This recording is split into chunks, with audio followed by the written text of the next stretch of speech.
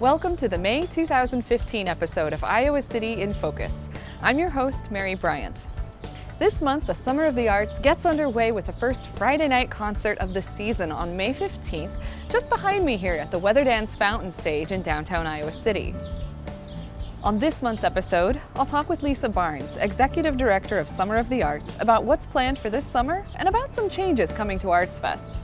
Then we'll head across town to hear about a cleanup of Kiwanis Park that was organized by Miss Iowa and the Iowa City Public Works Department. Stay tuned!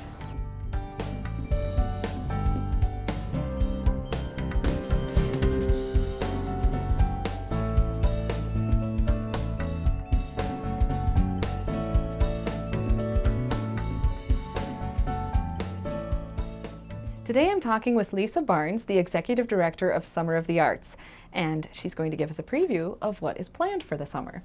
So Lisa, go ahead. What should we expect? All kinds of fun. You know, that's one of the things that we pride ourselves on with Summer of the Arts is all of the great free family-friendly entertainment that we provide from mid-May all the way through September. Mm-hmm. And so people can plan on coming to downtown Iowa City every single weekend this summer, and there will be something for them to do. Doesn't cost them anything, and they get to really experience a lot of great arts and culture in the heart of Iowa City. Mm-hmm. So we're really excited about that. I suppose that you really want some more details than that, though, you know, right? Just any that you're ready to release. Yeah. Lots of great things this summer. We have some actually major changes to the Iowa Arts Festival. Okay. The Iowa Arts Festival has been around for 32 years. I think this is the 33rd year of the festival, and it's very successful. It's our largest footprint in downtown Iowa City. It's actually expanding this year. We're going to be adding Clinton Street. So it will be about 9 blocks versus 7, as it's been in the past. Okay. And the reason for the change is we've had such tremendous crowds for our main stage entertainment that having the stage set up on Dubuque Street and people trying to fill in with all the businesses there and stuff, it was just getting too tight, and it made the experience not what we wanted for our attendees. Mm-hmm. So we're actually moving the stage 1 block west up to Clinton Street. And it's a much larger street, much wider. We can have overflow seating on the Pentecrest area, and we think it's going to be a lot better experience for our attendees. So that's one of the main changes to the Arts Festival. Also this year, we're working more closely with the downtown businesses, and one of the questions that they had is, you know, do you need to have booth after booth after booth blocking access to our business? And we really want to showcase downtown Iowa City. You know, that's a big part of why the festival started in the first place. So what we're doing is the artist booths are going to be on either side of the street instead of both sides. So they may be on the north side of Washington Street and none on the south side, and then they may be on the west side of Lynn Street. And so it'll just be on one side of the street, and every year then we'll switch sides. So that way you're not blocking the same businesses all the time. By adding Clinton Street, all of those displaced artists can just move on to Clinton Street. So we don't have to cut back on the number of artists, which is great. Mm-hmm. So that's another change. The other thing that we're doing this year is we're actually adding a street stage, which will be a 3rd stage at the Iowa Arts Festival. And that's going to be set up at the corner of Lynn and Iowa. By moving the main stage 1 block to the west, we have the family stage on the Ped Mall. This kind of gives us that triangle of live entertainment. And the street stage will have entertainment pretty much during the art fair hours on Friday, Saturday, and Sunday. It's going to be a lot more local, wide variety of things. We have partnered with Poetry in Public for several years now. That's going to move from the family stage to the street stage. We're going to have musicians, we're going to have some dancers, just a wide variety of things on that stage. So it's just going to add to the excitement, I think, throughout the festival by having that 3rd location. And the other thing that I'm really excited about is for probably the last 15 years, we've had Global Village as part of our children's activities. The Iowa City Public Library produces Children's Day, which is on Saturday during the festival. And Global Village takes place on Sunday. This year we've had the biggest response as far as people wanting to get involved with that part of the festival, and we have 16 different booths representing different countries. So kids and families can learn more about different countries and different cultures. So that's going to be a lot of fun. And I should probably mention the dates are June 5th through the 7th, always the first weekend in June. And kicking things off on Friday night, running until 4 o'clock on Saturday, you know, the artist booths. We have more fun stops than ever, which we started a couple of years ago. And it's basically, if you have someone, especially with young kids, they really want to look at the art, the kids get a little antsy, you know, can we just go back to the children's activities and that kind of thing. And this gives people the opportunity every block, they know that they're going to have an activity that they can stop and do with their kids. And it's a wide range of things. You know, we have Noodles and Company does some great games and artwork. We have Chad the Not So Bad doing balloons. Yep, he does amazing balloons, actually. We'll have face painting. Veridian, who's the presenting sponsor, will have some great activities. They do a photo booth usually. So you know that throughout the entire festival, there's going to be things to do for the entire family. That's great. I didn't realize that was there, and I was at Arts Fest last year. Yeah, how did you miss that? We had these cute little stop signs even. Maybe I didn't have my daughter with me then. Yeah, there you go. We'll come back to my conversation with Lisa in a moment. But first, let's hear about how an Iowa City Park and the University of Iowa Children's Hospital both benefited from Miss America Serves Day back in April. Today is the first annual Miss America Serves program. So across the entire country, women who are involved with the Miss America program are encouraged to plan their own volunteer service events, and then as well as raise money for Children's Miracle Network hospitals, getting pledges for the service work they're doing today, April 18th. So here in Iowa, I wanted to do something outside because Earth Day is just a couple days away. So I wanted to come back here and do a park cleanup, and we've raised over $500 for Children's Miracle Network hospitals. Today here I'm cleaning up the park to help it look nicer because there's a bunch of leaves on the ground. So I'm trying to help rake those and get the dead leaves and stuff. This is the first year of the Miss America Serves Day, and so that's also really cool to see that come into play even more, and I can't wait to see how that grows. And what's really cool about that is there are girls from all over the United States right now who are helping out clean up communities, and it's just amazing to feel that all of us, no matter if you're a local, state, or national title holder, are doing something to benefit a community in the United States. One of the things I think is really special is that the University of Iowa Children's Hospital is a Children's Miracle Network hospital. So the money we're raising doing work here in Iowa City is going to be able to go to those children and families who are here at the University of Iowa Children's Hospital. I think the thing that I tell everyone who wants to become involved just more with their community is just reach out to people. So really, if you find someone who's going to be invested in this program with you, it really can make your service meaningful and an important part of your life. And then it just gets to become exciting as you see it grow. And this is so much better than I ever could have dreamed of, and so I just feel lucky to do that. So for people who want to become involved in service, don't be afraid to reach out to someone, to ask for help, to ask for information, and to look for partners to support you in whatever goal it is that you want to accomplish. I really want to help the communities to help them look better, and so that way the kids can enjoy it more.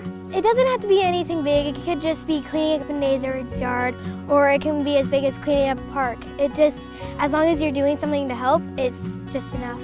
Just engaging in service allows you to interact and experience situations and people that you might not have originally had to do.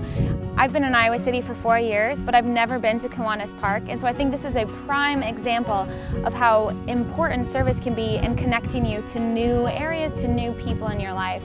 And so not only will this be my first time here working at the Kiwanis Park, but I was able to speak with some of the members, and hopefully we'll be collaborating with them later in the future as Miss Iowa.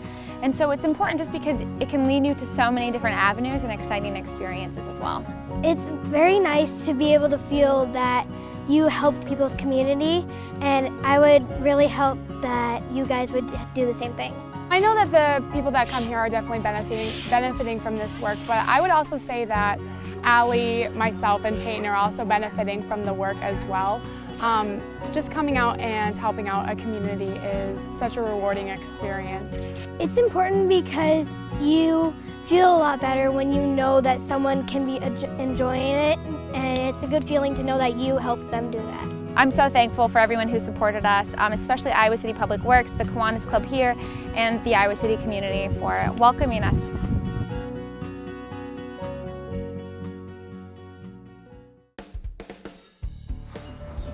Now let's get back to my conversation with Lisa Barnes and hear more about what's planned for this year's Summer of the Arts.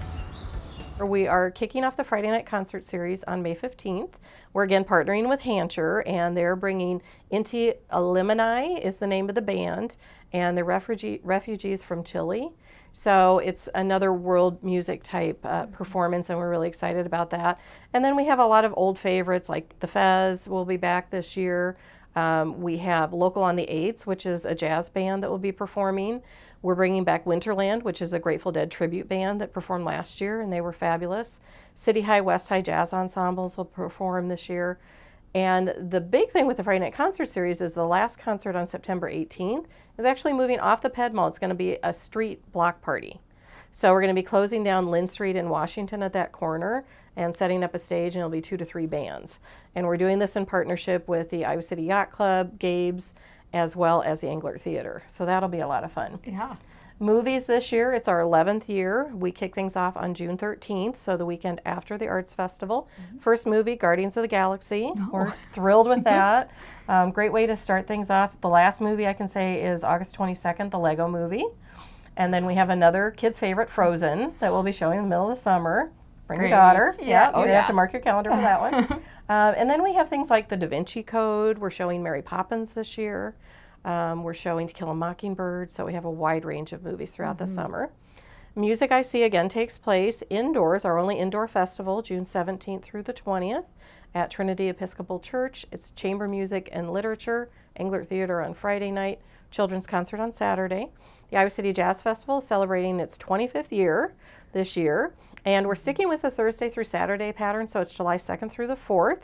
We'll again have City of Iowa City's fireworks on the 4th of July, which will be a lot of fun. And one change there is there will be a jam session on Thursday night at the Mill, as we've done in the past. Friday and Saturday, there's actually going to be free, more formal concerts at the Englert Theater. So we'll have late night entertainment at the Englert Theater. So that's another cool change this year.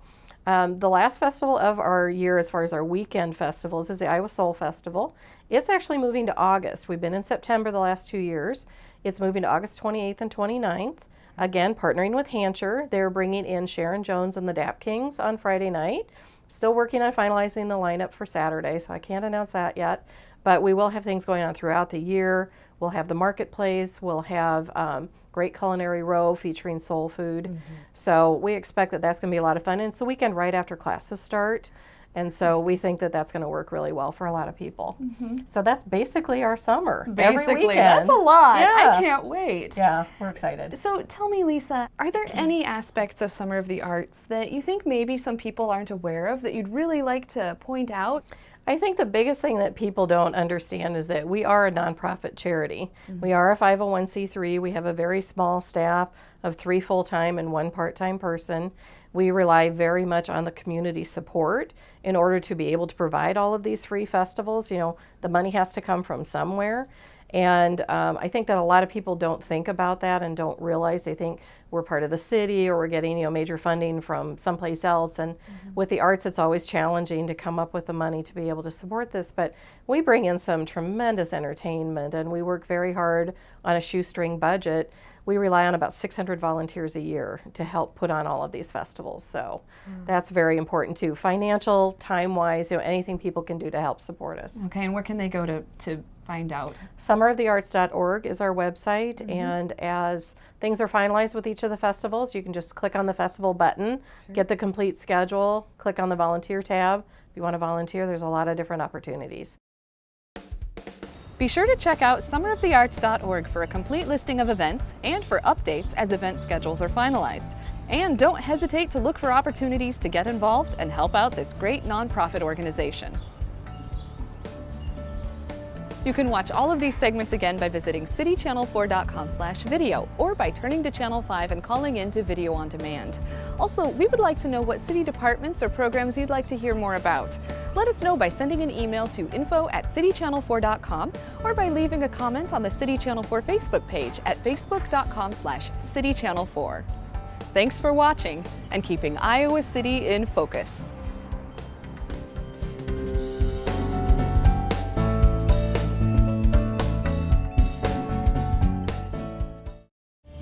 You're watching City Channel 4. On TV, online, on demand, on Facebook, and now on the go on your mobile device.